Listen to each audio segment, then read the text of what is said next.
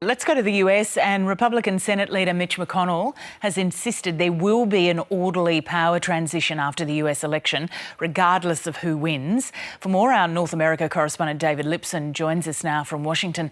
David, this has been so fascinating. What's the president had to say about it today?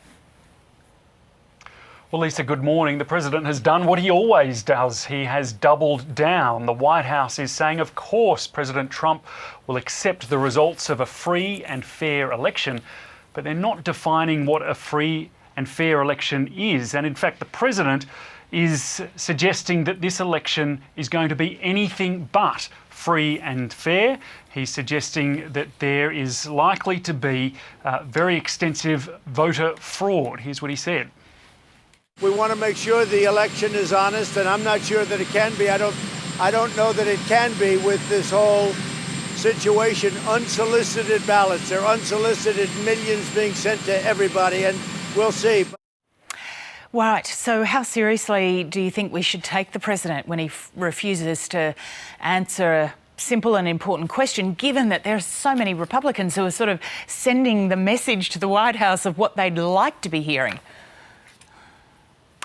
Well, this is just what's so difficult about covering this president. Of course, Republicans are saying to journalists, don't be silly. Of course, there's going to be a free and fair, of course, there's going to be a peaceful transition if the president loses. The Senate has unanimously passed a resolution stating its commitment to a peaceful transfer of power. So, look, my guess is that this is less a president trying to hold on to power, seize power, even if he loses the election, and more an attempt by Donald Trump to control the news agenda and have people focus on anything but his handling of the coronavirus and the state of the economy. But this is the language of a wannabe dictator, so you have to take it seriously.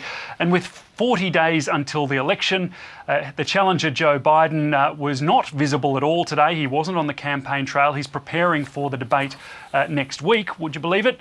And he's left it to the Speaker of the House, Nancy Pelosi, to deliver those lines. Have a look.